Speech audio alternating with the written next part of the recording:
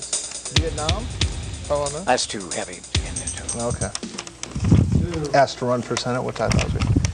Good evening, and welcome to a special edition of Ideas at Work and Beyond. It is truly my privilege, and the privilege of the whole crew here, to welcome actor, author, PhD, man about town, Robert Vaughn.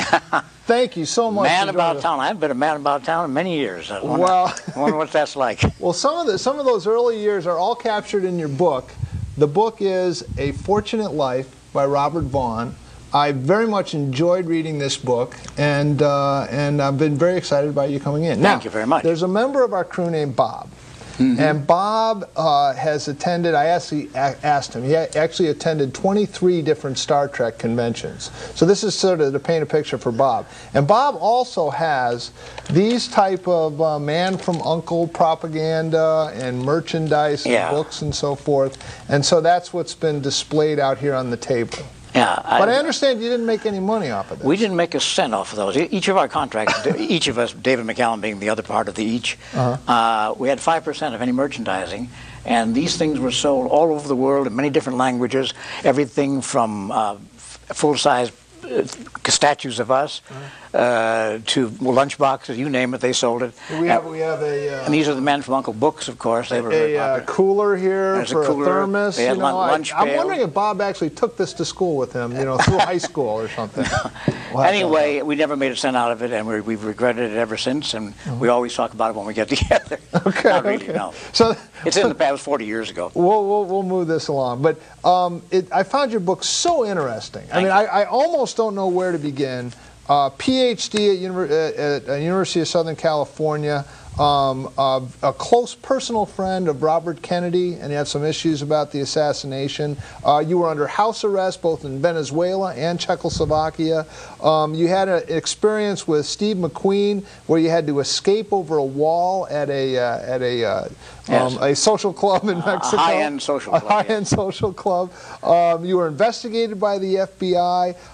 You spent some time in another social club with only one other patron, that being Warren Beatty. Yes. You became acquainted with you Natalie got me nailed Wood. everywhere. Oh, I read the book. Good. I read the book. Good for you. But met Natalie Wood when she was 17. I was 22. Were dissed by LBJ when he was president. Oh, yes. It was a big dissing, I'll tell you that. But before we get on, let's start from the beginning. You were born in Minnesota. I was born in New York City and raised in Minnesota, in Minneapolis, yeah. And you found out early on your parents were involved in the theater. And then tell us. My mother and stepfather were in the theater, and my biological father was a very prominent, successful radio actor during radio's golden days, which was the 40s, mainly in New York.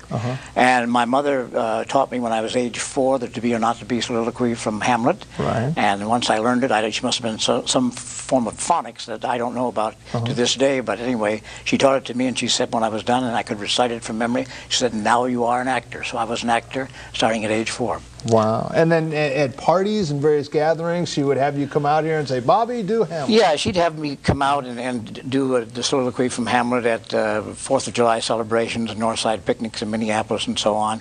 And one time, it was a bad year. It was 1939, bad for my parents. They weren't working very much that year. My stepfather was bartending in Chicago on the bar on the corner of State and Division, and my mother was the 26th girl, which was a kind of a dice game of the day. Okay. And at that same time in Chicago, playing in a play, was John Barrymore, the definitive Hamlet of the first half of the century in the American theater. And he had a big nurse. He was 6 foot 6 inches tall. His name was Carl.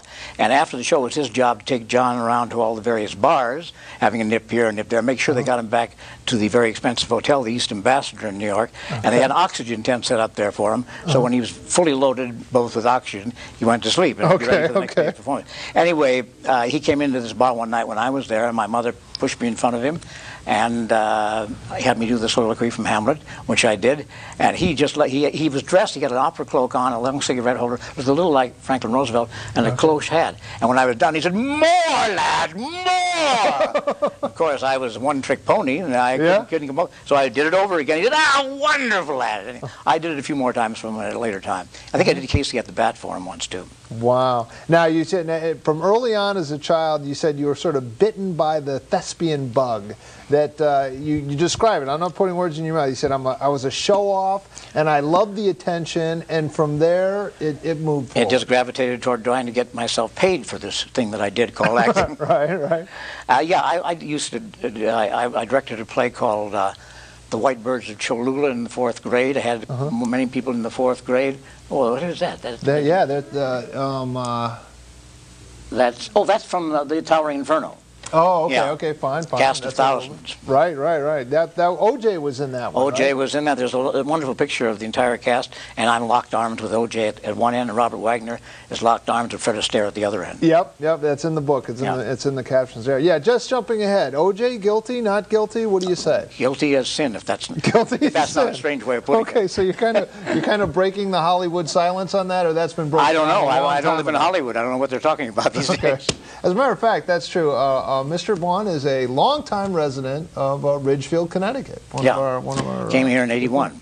1981. Yeah. Excellent. And your son played youth hockey. We were talking a little bit about that. Played youth hockey. He was an outstanding goalie. He played Hockey Night in Boston. Yeah. And had many, many happy years. I never saw a hockey game before my son played, and I've never seen one since he stopped playing. Those rinks can be pretty cold if you're very not cold, playing. Yes. Many of them, I think they've changed this now. Many of them had only one end that was completely open. Yeah. And it was not a pleasant experience. Yeah, the Ridgefield rink in particular, it's now enclosed, but back what you're talking about, maybe back in the early 80s. It was definitely one side cold. Was open, and when that wind blew, it was cold. It was mighty cold. Okay, so you're in Minnesota. Your parents were in the theatrical world. You sort of grew up around it. Then you began to attend University of Minnesota, and eventually you gravitated out to Hollywood. Tell us about that. My stepfather died in the spring of 1951, and my mother was basically left penniless, and she had once spent some time in California in a play called Allegro. And she decided she wanted to go to California for the summer after her husband died. My stepfather died. Right. So I went out to California with her in the summer of 1951. And I remember it was about 34 degrees below zero when I left Minneapolis. And I got out there, and this was the holiday period.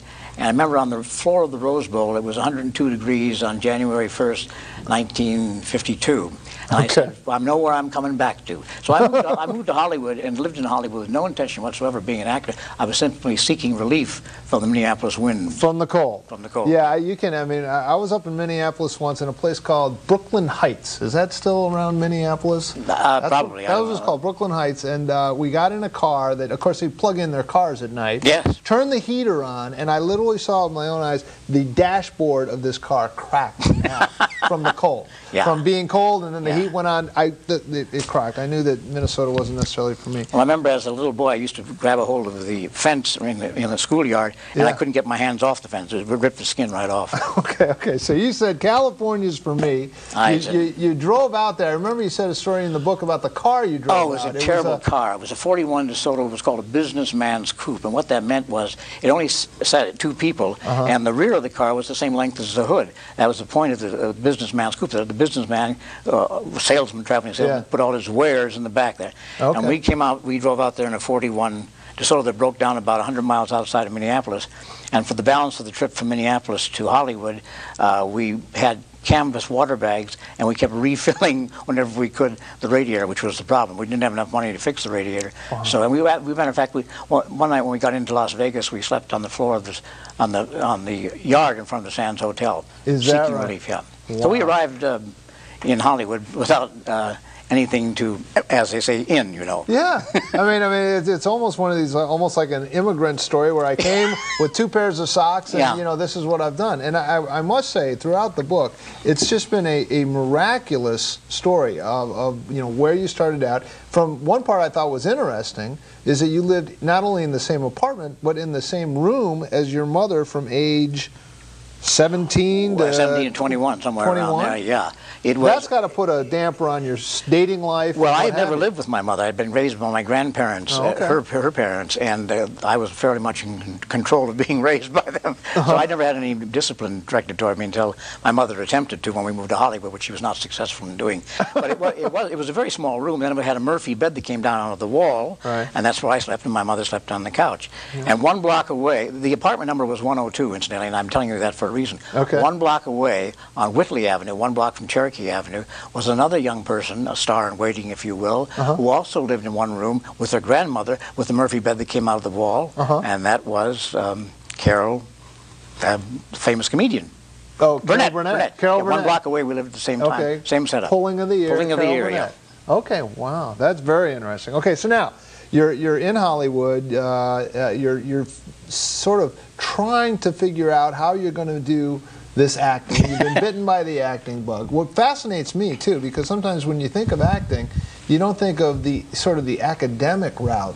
But you ended up, all that time you were attending Los Angeles Community College, was it? Los Angeles City College. It was a junior college, yes. I had intended to go to UCLA, and I had done my first freshman year, or my only freshman year at the University of Minnesota as a journalism major, because I thought if I don't make it as an actor, I can write sports or I can broadcast sports, which was a great interest of mine in high school. Sure. And so that was my backup. Well, I decided after spending a few winters or one winter in locker rooms, I didn't like the smell of that. I didn't think I could spend the rest of my life with a bunch of athletes stinking it up while I was trying to write a good story about them. Right. Anyway, I went to go to UCLA. They told me I didn't have the right credits because I didn't take the right courses in high school. Okay. So I had to take algebra. And they didn't transfer. They wouldn't transfer. Okay. So I had to take algebra, geometry, Spanish 2, and something else.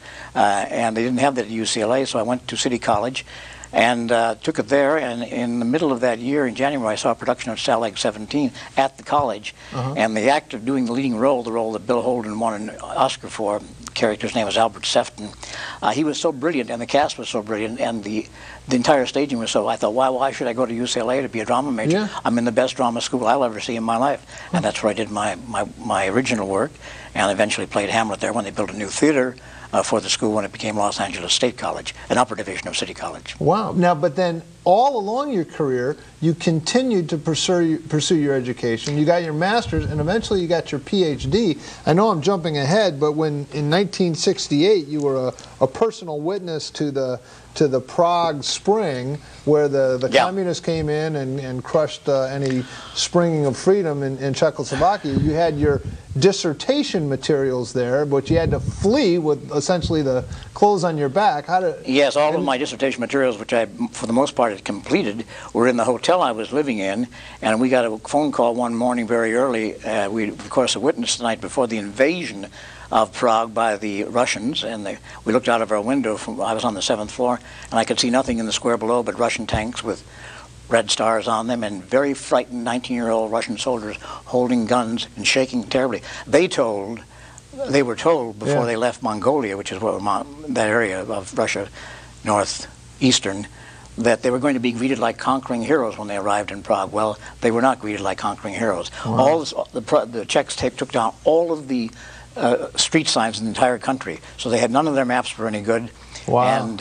And anyway, we wound up there under house arrest for a week. We ran out of food. We ran out of wine, which is a terrible thing. And when after you run out of food, and then there's no wine, and we didn't know whether we started writing letters to friends that we might not actually get out of there, and we did get out, of course, and. It was a very, very tragic time, a terrible time, because we'd gotten to know so many of the Czech people very, very well. They worked on the crew, and one little girl named Pepsi Watson, who was the translator, was a lovely young lady, and suddenly they were right back where they were in the beginning of that spring, still a communist country. Yeah, almost as a matter of fact, in your book, you mentioned that one lady, or Pepsi, I guess was her name, and it was almost a very dramatic scene when she protested. Well, yes, it was. We were suddenly told one morning, we were all kind of milling around downstairs, and we were told to sit on the main stairs to the hotel, which was a very grand hotel. Yeah. And on the top of the hotel were all the flags from all the various countries. In the middle was the Russian flag. So we were told to sit there. We never found out the reason to this day. And there were cannons, or they were out in front, in the opposite side of the doors that we were looking at, were tanks and cannons facing those front doors. So you're lined up. I mean, did they give you a cigarette or a blindfold? No, we just sat down and looked around. Well, I have a picture. I actually have this picture, which you can read everybody's faces. We are terrified. We don't know what's going to happen next. And we found out later Pepsi ran up to the top of the stairs, all the way to the roof, ripped the Russian flag out, and threw it down into the square. At that point, we were told about this, we didn't see it, all the guns moved directly to face where we were sitting on the opposite side of the wall. Wow. Anyway, it didn't happen. And you never heard from that girl again? Never heard from her again, no. Yeah. No freedom of speech there. We're talking about the Soviet Union. Some of the young children, I have my 16-year-old daughter here today, and they don't know about the Soviet Union. I mean, they got to. Well, if they hang around long enough, it's going to be back, obviously. Well, yeah, that's. I couldn't disagree with you. But all right, so here you are. You're in Hollywood, and you're beginning to get in some parts, some plays, some stock theater. How did you meet Natalie Wood? And what were the ages? I find this fascinating. She was 17, I was 22. 17 years old? Yeah, 17 years old. She'd done Rebel Without a Cause at that point, and she was slowly displacing Elizabeth Taylor from the front of all the fan magazines as a result of her association with Jimmy Dean and her being in that picture. Right. I did a play called End as a Man in Hollywood, and opening night of the play, it had a very important part of my life. I won't go into that right now. But opening night, there was a slight party afterwards, and an actor named Ben Cooper, a friend of mine, was there with Natalie Wood. Yeah. And I later heard this from my mother. Natalie came over to my mother, who was there opening night, and Natalie said, "Is he seeing anyone?" And my mother, who was quite overwhelmed by any movie star, I don't know whether she could even speak a yes or no back, but anyway, she told me a little later that Natalie had asked after. We were then introduced to each other. We shook hands, and there was that moment that you kind of know something's going to happen. The hand was, it wasn't actually a handshake, it was kind of a touching of the hands. Okay. And she said, I'll give you my number. And I said, okay, that's fine. She said, when you call me, I'll probably be in New York doing a show with Dennis Hopper, a live television show, so don't give up. Well, at this point in time, I hadn't, don't give up. It wasn't just the digits, it was a follow-up on it. And at that point in time, I had no money at all. I had no car. I had nothing. Right. But the time and your mom was your roommate. My mom was my roommate, tough. So it was very tough to get a romance going with your mother on the couch and and the bed going up and down and all. Anyway, in the time... It can be done, but it's hard. Yeah, it's hard. Well, in the time that she was gone, Burt Lancaster came to see the play. His company, Heck Lancaster, which had just won the Oscar for Marty, signed me to a very juicy contract, a huge amount of money for those days, a lot of money. And so by the time Natalie came back, I had moved from that one room into a 3-story penthouse overlooking Hollywood Boulevard. I got the use of her. She had 2 Thunderbirds, 2 55 Thunderbirds. She let me use one of them. And I was off and running with Natalie, and we had a very, very good 6 months together. But I was by no means the only person with her at that time. Robert Wagner was with her a great deal of the time. We married her twice after that. And Nikki Hilton and a lot of other well-known people around Hollywood. She was dating a lot of people, including Frank Sinatra. Wow. Well, that's tough competition. That's tough, yeah. Okay. I mean, it was her Thunderbird, it wasn't your Thunderbird. It was mine to use. She had 2 of them. A pink one and a beige one. Wow. But she was absolutely gorgeous. Okay, so then now you're beginning your career. What would you say if you had to look at it? What was the big break, or was it more of a? The first big break was having Lancaster see me in this play. Okay, and which took me from being a working actor to a negotiating actor. In other words, I could actually ask for more money per diem. I could actually ask for 2 plane tickets instead of 1. We weren't traveling on railroads in those days. Right. It was quite a while ago. Yeah. Just generally, you are in a position to negotiate. Right. Have your agent negotiate for you. So that started it all. The moment the word got out that Lancaster had signed me, all the casting people in Hollywood started casting me in roles that were appropriate to my age. Then I was drafted into the Army. Yeah. I was gone for 6 months and came back. Now, you had already done a stint in the Army before that. I was in the reserve. In the reserves, okay. Yeah, and I went in. I wound up, I did 6 years in reserve, a couple of years before being in the Army for 6 months, and then a few years afterward. Okay, so you went from, you mentioned in the book, you went from this existence, dating Natalie Wood, driving around in a sports car, living in a penthouse, to Northern California, hanging out with some sheep farmers who had some interesting yes, the sheep uses farmers. Of sheep. I was the only person from Southern California. The rest of the guys were all about my age. Very few had graduated from high school, and they were sheep farmers. And I got to know them them very well, and they were very sweet guys, not terribly illiterate in any way. And I won't go into anything further about Montana and sheep farmers. Okay. Or sheep. No, suffice it to say, it can get lonely. Yeah, and, it does get lonely. Yeah, it does get lonely. But so you did your duty for Uncle Sam. Then you came back, hit the ground running, and continued with your career. Yeah, the first big break, film-wise, I belonged to a health club on Santa Monica Boulevard called the Santa Monica Boulevard Health Club, oddly enough. And in the club were a number of people like Rock Hudson and Paul Newman, people like that. And Dennis Hopper was also a member of the club.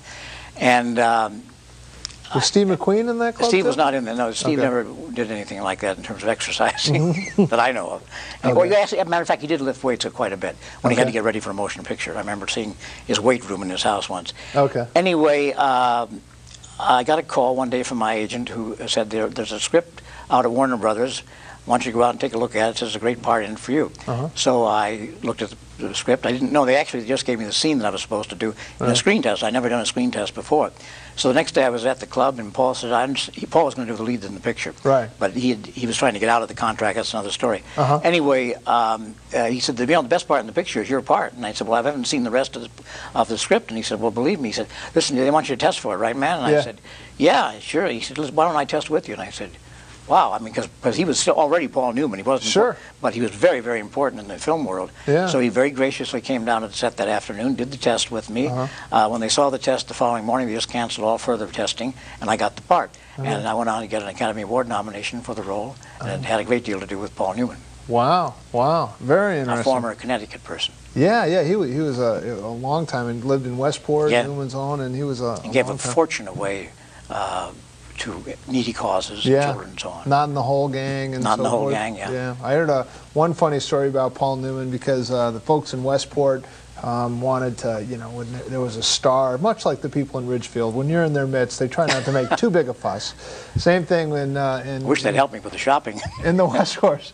But the story goes that Paul Newman is in an ice cream store in Westport, and there's a lady getting her ice cream, and Paul Newman walks up next, and he's going to order his ice cream next. The lady looks and sees, oh my gosh, it's Paul Newman. I'm going to be cool, collected. I'm going to be fine. So the lady does the transaction with the ice cream cone, and then Paul, orders his ice cream. And then the lady chirps up and says, hey, excuse me, where's my ice? What did you do with my ice cream cone? And Paul Newman said, you put it in your purse.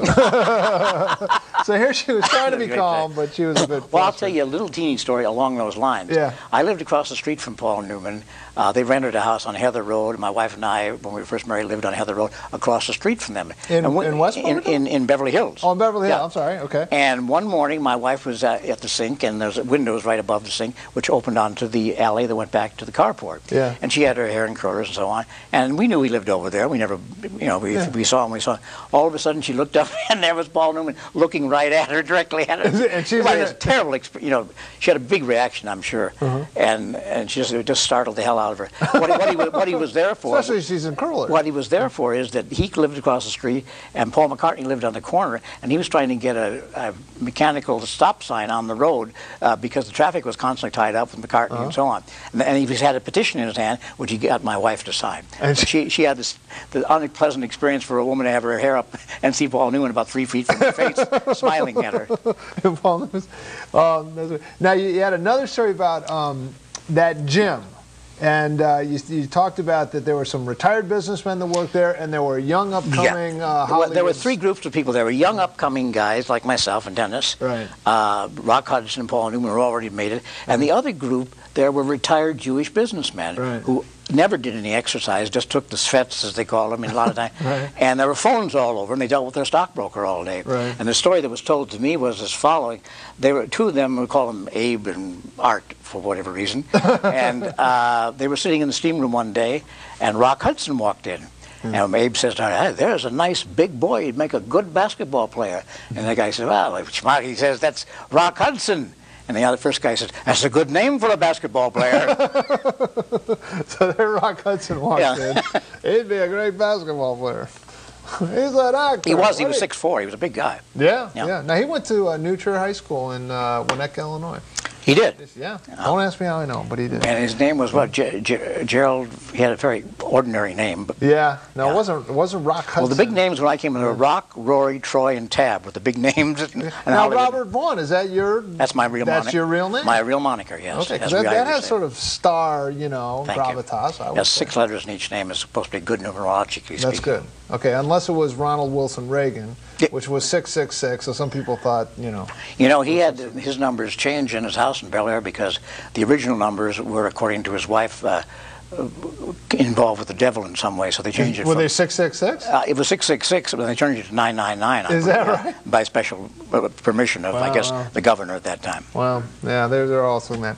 Our phone numbers here at Idea at Work and Beyond is 792-4101. I told Mr. Vaughn that this does have a call-in component, so if you'd like to call in and ask Mr. Vaughn a question, it's 792-4101.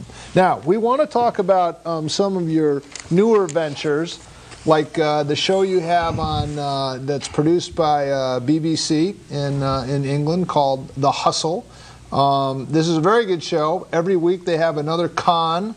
Every week the drama unfolds that way, and I think we have a clip of that. If we get a chance and we can roll that, just let me know, and we'll go to that, because this is what you're presently working on. Yes, I finished the 5th season of Hustle in October of the past year. It's currently airing in London on the BBC on Thursday nights, and I think it'll be airing here on BBC America probably this late spring. Okay, well, great. Dave, if we have that and we can roll it, that would be great. You just let me know when you're ready, because I don't want to. You got a small budget, and you don't. Yeah, this is a small budget.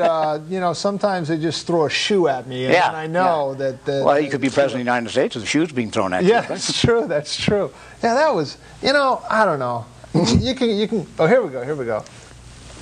Now we don't have that. We don't have the video. Yeah. So who's this Frank Gordon? Beelzebub. Okay, well, I'm I say we give him a exactly taste sure what of this his scene medicine. is, but it's not Listen, important because people, right? I'm not in it. Or am I in the bed? Yeah, maybe that's me in the bed, I guess. Yeah. Okay. We've done 36 shows, and I can't remember every one, particularly in a long shot. Yeah. The man in the front is Adrian Lester, a very prominent black actor in England. I mentioned black actor because they refer to him as the Black Olivier. He's very famous on stage and the National Theatre. Now, if that's you in the bed, are you faking this illness in hopes of extracting money? I think this is one I'm not faking. I think I have been hurt accidentally. I think this was the first year. Now, who's the lady look at that. kissing you right now? She was Jamie Murray. She's no longer with the show. And she's a terrific actress and a very lovely lady and a good friend of both my wife and mine. Okay. Well, now, you mentioned your wife, and you were married in 1974. 74. Yeah, January. But prior to meeting your lovely wife, it seems as if you held company with some of the most attractive and famous stars, actresses. Well, not so many famous. I mean, Natalie certainly was at the top of the famous people. Yeah. Pat Lawford, because she was a Kennedy, was in that grouping.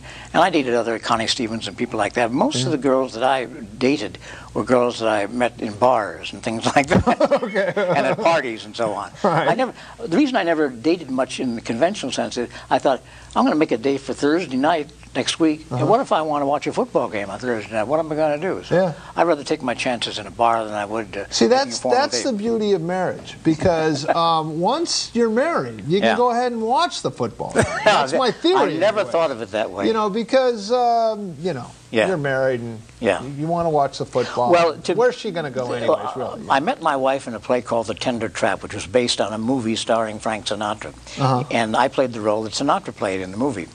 And David Wayne was also in the movie, and he said to the character that I played, he said, "What's it like to be living in New York, with being a bachelor, having all the money you want, and what's that like?" And he said, "Well, it's having died and gone to heaven." And that's about the way I could describe what it was like living in Hollywood in the 50s, being unattached and free. Well, someone said, you'll tell me who, but they described Hollywood, they defined it as high school with money. I think that was George Burns, the comedian, said Hollywood is high school with money, and I put that in the book, as I recall it, because I can see what the meaning was, very much so. Yeah.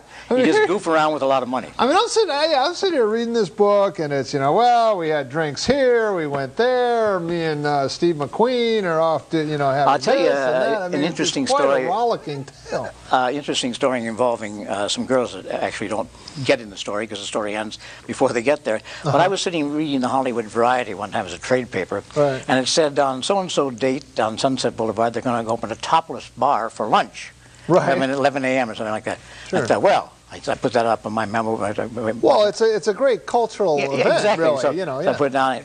And as the day grew closer, I thought, God, I bet there'll be a lot of guys there get there really early. I better get there really early because I don't want to not be able to get in. Yeah. So I got there. I had a new Lincoln at the time, which I still own and drive around Ridgefield, as a matter of fact. New Lincoln Continental convertible. So I parked it out front. It was a very, very sunny day. And I remember I walked into this club. Yeah, I've forgotten what it was named later, but it was just called the club then. And I got in and I looked around, I could see nothing. It was total darkness. So I put my hand in front of me. I got to one end of the bar. The other end of the bar was way down there. And I looked around and finally opened my eyes and I got them open and I started to laugh. And so did the party on the other end. It was Warren Beatty who had beat me to the bar by a few minutes at least. So Warren Beatty and you are both at this premiere, if you will, of the topless bar. Oh my, that's interesting. Okay, we are going to take a break for some sports, weather, and other very important and talk about other sports now, huh? And talk about other sports, yeah. I figured that would be a good place to end. And then when we come back, we have a lot more to cover. I think we're just scratching the surface. I want to ask about Magnificent Seven and the inside joke you had with Yul Brynner. Yes. I want to talk about how you and Steve McQueen had to jump the fence at a social club in Mexico. That's right. And I want to ask about being investigated by the FBI, being under house arrest in Czechoslovakia, Venezuela, being dissed by the president. There's a lot more to talk about. Thank you very much. So these young men are going to do the weather and some sports and some news, and we'll be right back. Good.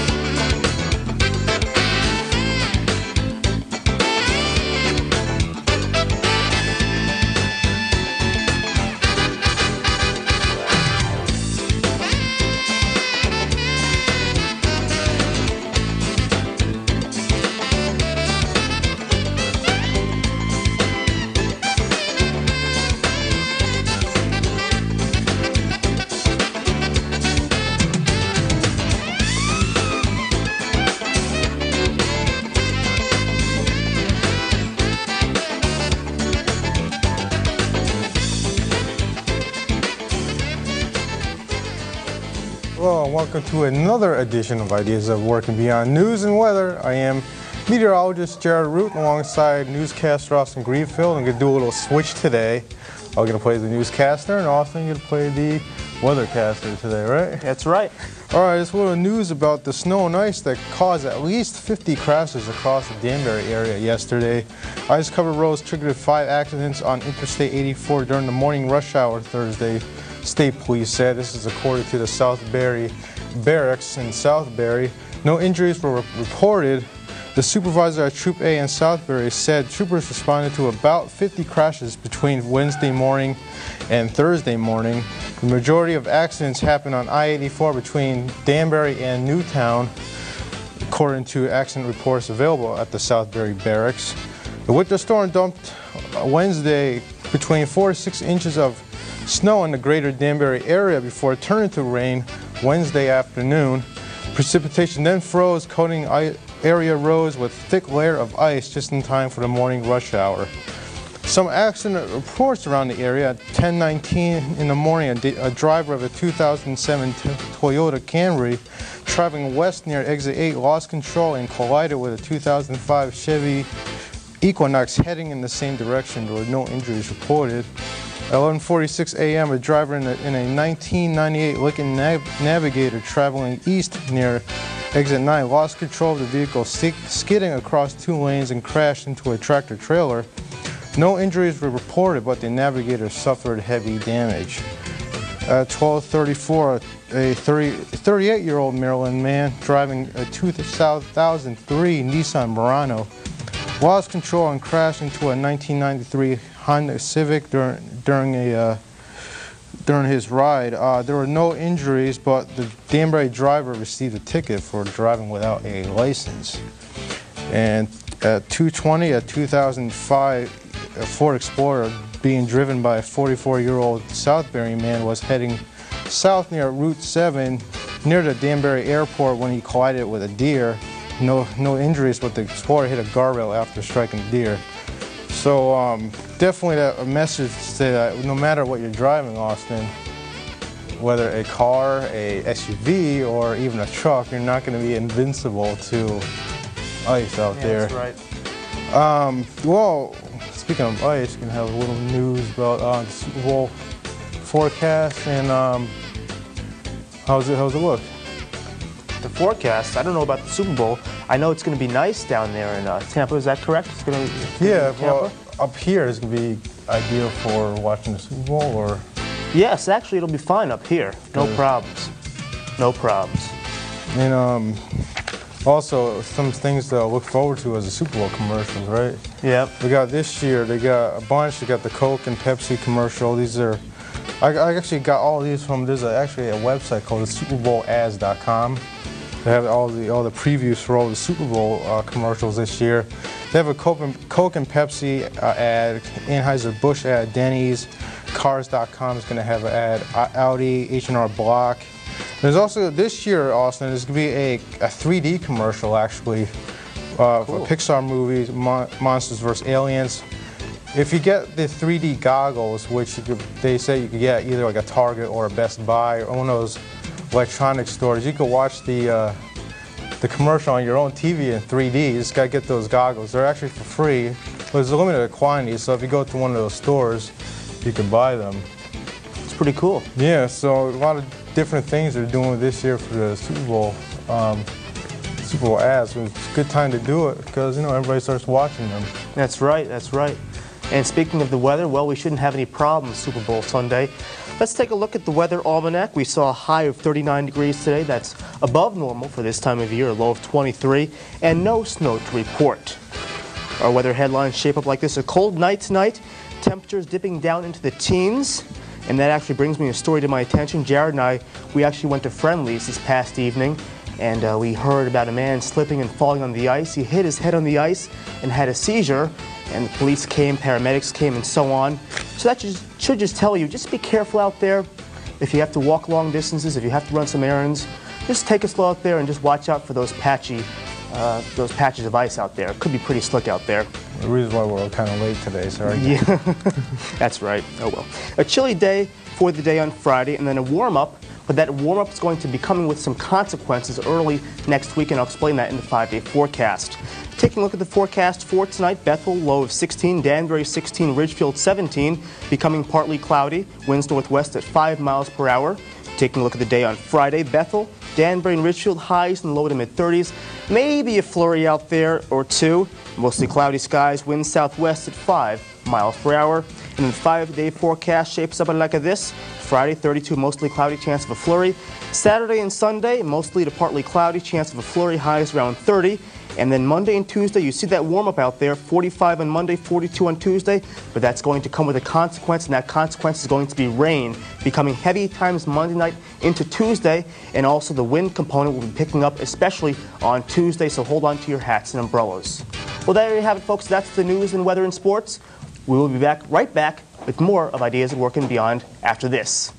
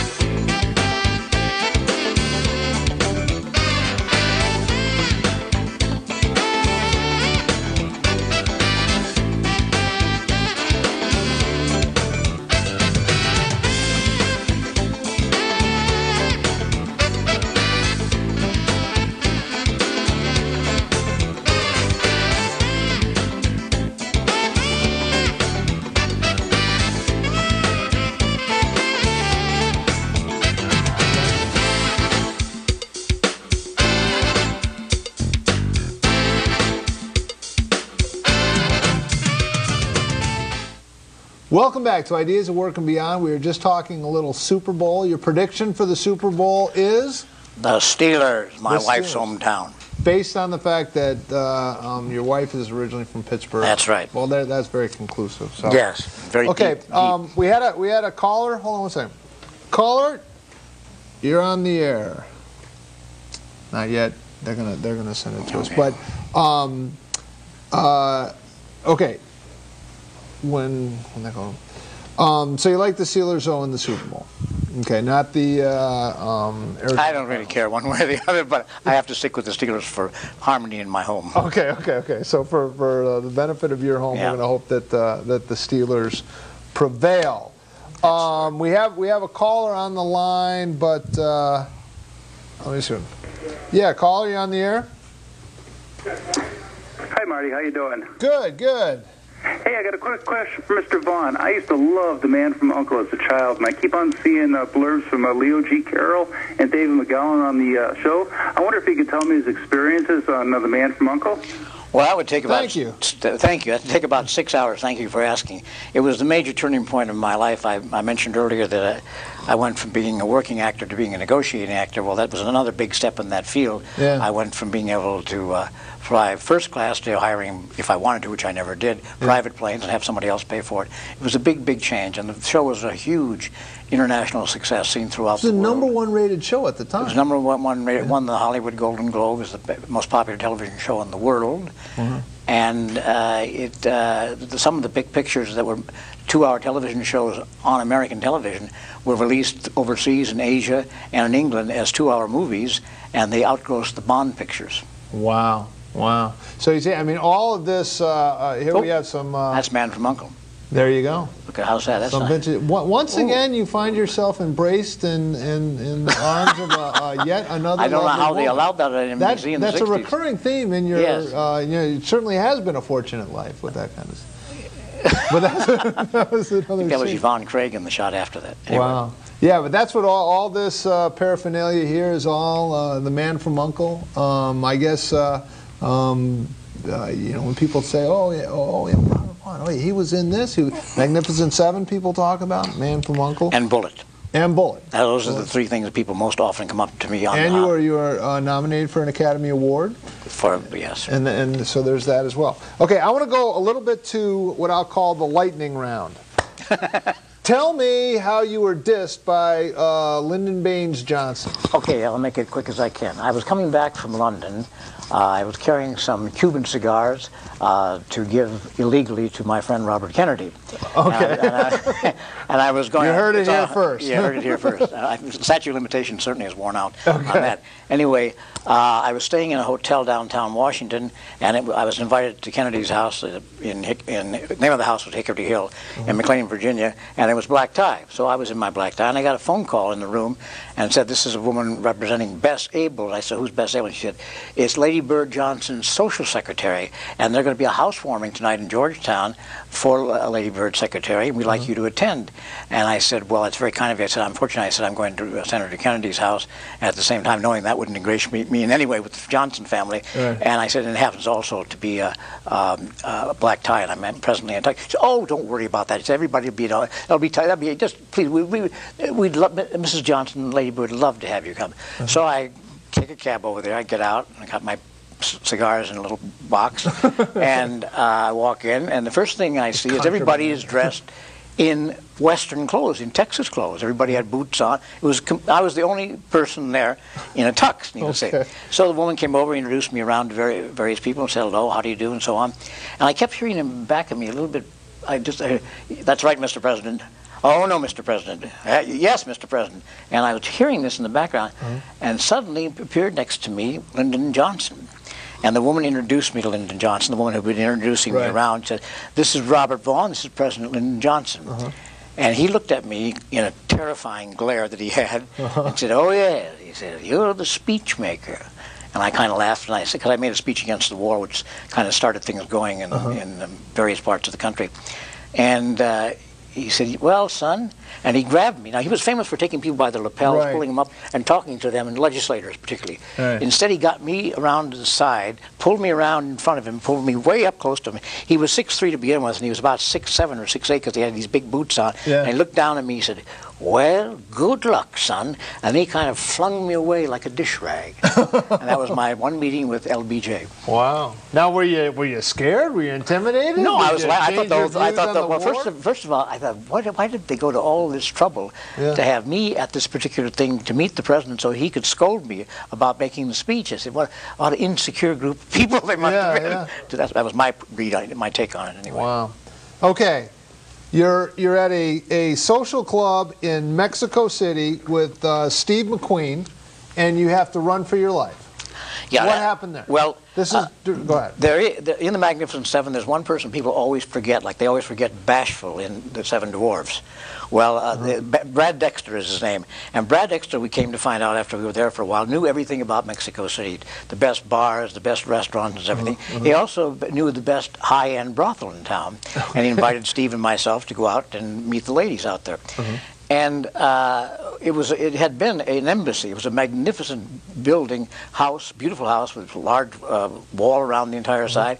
And all of the girls in the place looked like they could have been Miss America or Miss International or Miss Universe. They were absolutely beautiful, beautiful gowns on, and the madam had a lovely, beautiful blonde hair, and everybody was very, very gracious. Anyway, make the long story short, for some reason we wound up with 7 girls because we were the Magnificent Seven, although I didn't feel very magnificent at any point. Anyway, fade back in, and we're about to leave because we got to work the next day, and they come up with the tab, which was $700.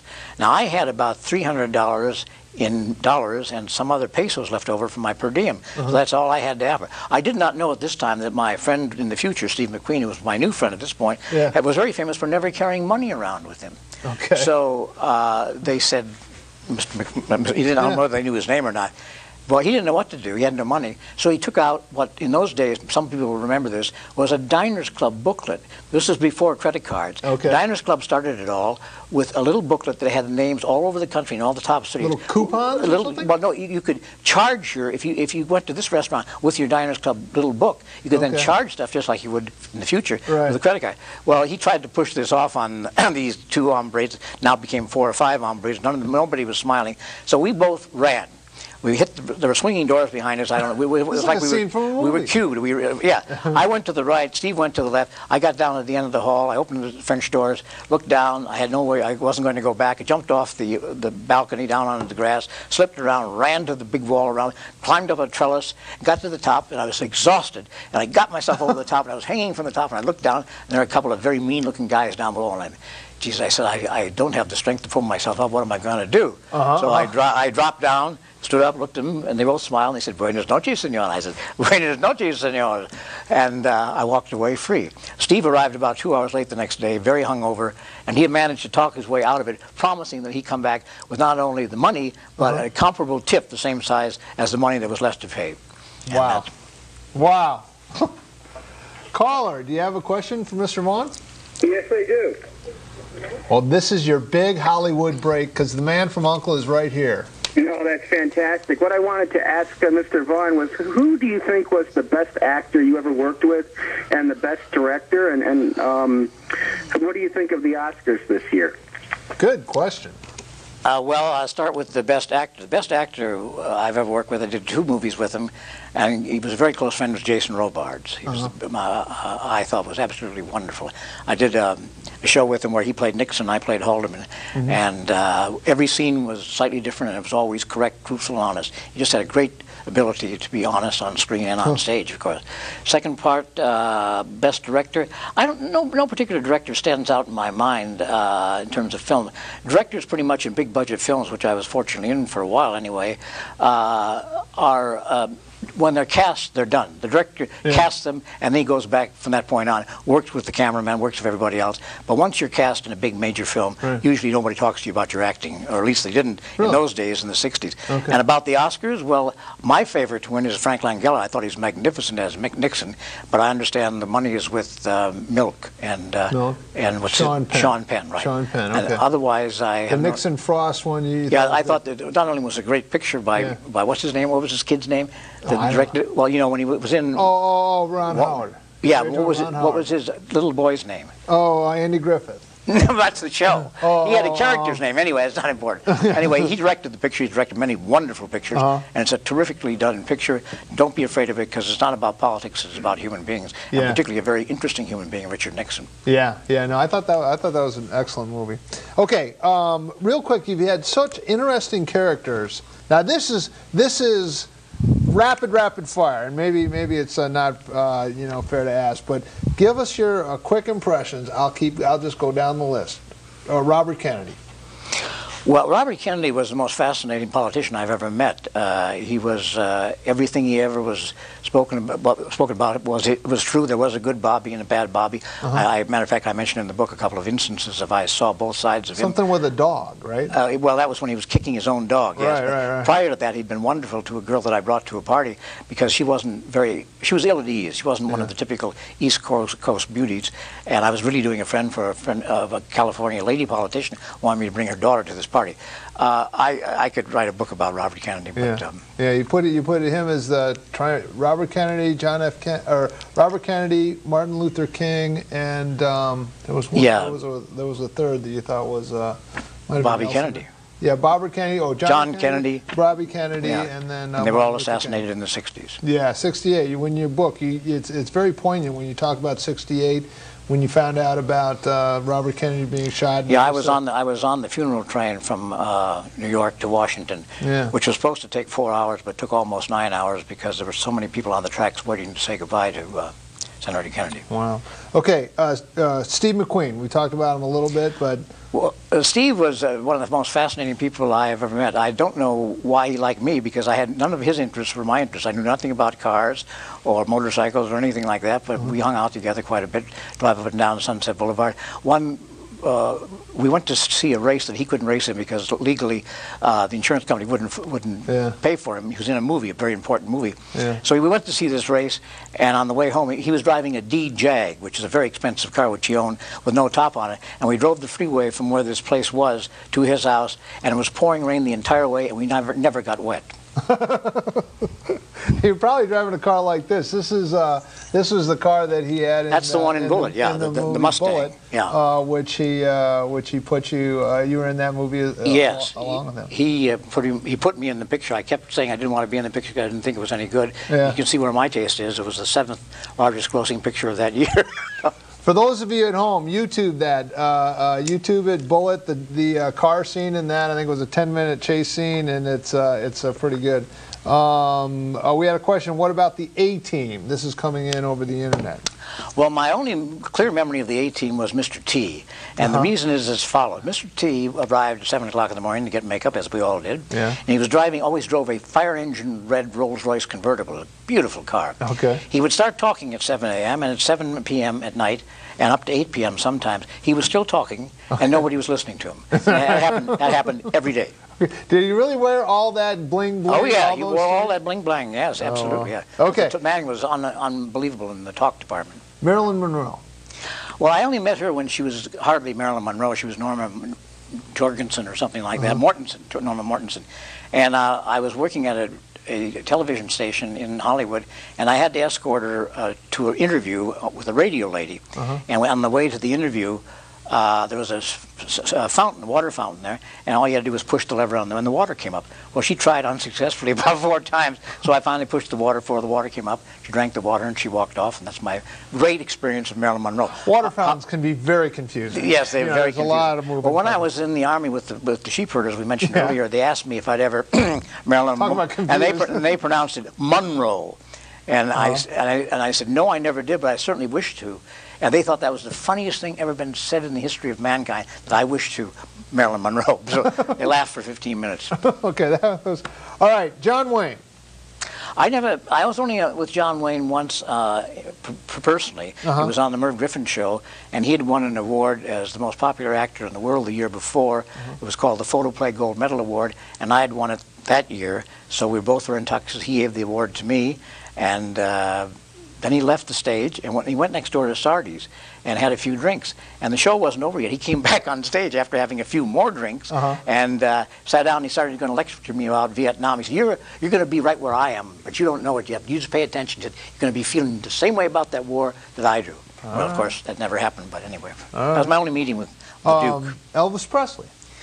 Elvis I used to see on a regular basis because I had a four-room suite at MGM on the second floor of this building. Elvis had his West Coast publishing company on the first floor. So he used to arrive in this huge Cadillac limousine, which had 3 phones in it, pickup phones. One was to Memphis, one was to the Colonel, and one was to his mother. And in the limousine were what they call the Memphis Mafia, all the guys he went to high school with. Yeah. And every time he saw me, he addressed me as Mr. Vaughn. He couldn't be more courteous, and a very, very sweet guy from the times I met him. Okay. Charles Bronson. Charlie was the ultimate stoic. I mean, really? Yeah. I mean, that was his persona. Well, in those days, the flight from Los Angeles to Mexico City was 8 hours. This was before jets. He sat next to me on that flight, never said a word the entire time. For 8 hours? For 8 hours. And he was, physically 2 inches away from me. And we got to know each other after that. We got to know each other very well, and we had a lot of nice social times together. But he was a hard nut to crack. He was a tough dude. He was a tough dude. Tough dude on the screen and off the screen. Zsa Zsa Gabor. Well, Zsa Zsa I mentioned in the book because I was at a party once, and she was there, and we got to talking, and she was about 15 years older than I was at the time, and still is, I guess, because she's still alive. And I thought, well, hopefully maybe I'll go home with Zsa Zsa Gabor that night. In walked Richard Harris, the actor, and he was wearing something exactly what I was wearing, which was a bobby cape for water. It was a thing that came over the shoulders. And we got to talking about the Bobby Cape. We got to talking about acting, got to talking about Hamlet. I left with Richard Harris and left Zsa Zsa to marry the prince, I guess, who she's married to now. Well, I think there are many people in between. But now, Ronald Reagan, did you have any... I did not have any contact with Ronald Reagan, but his wife, her first professional acting job on stage was with my mother and stepfather in a play called Ramshackle Inn, starring Zazu Pitts. Some of you who are real fans from the golden days, the silent days, was the star of that picture, and that's where I met her. The book is called A Fortunate Life. It's available. I got this at Barnes & Noble Borders Books in Wilton, and it was their last copy. It sold so well. It was originally published by Barnes & Noble. You can get it on Amazon.com, and it's also available on Books on the Common in Ridgefield, which is where I got my most recent one. Okay, yeah. I mean, it is an incredibly. I still read it every night when I go to sleep. You see, I have to be ready for guys like you. Yeah. You come along and you go, wow, I wonder how this finishes. This is great. No, the book is called A Fortunate Life. It's just been a real pleasure. I thank you very much for appearing on the show. And good. Let's do it again sometime. Love to have you come in. You've lived 10 lifetimes in your time, and you're still going strong with the TV show that's on the BBC, as well as on you can catch it on cable on AMC, and that's good. And you haven't missed a beat. We're going back to shoot the 6th season this summer, I believe. Of Hustle. Of Hustle. Right. Excellent. Well, thank you very much. I appreciate you very much Marty. coming My in, pleasure. and we'd love to have you back. Thank you so much. Thank you.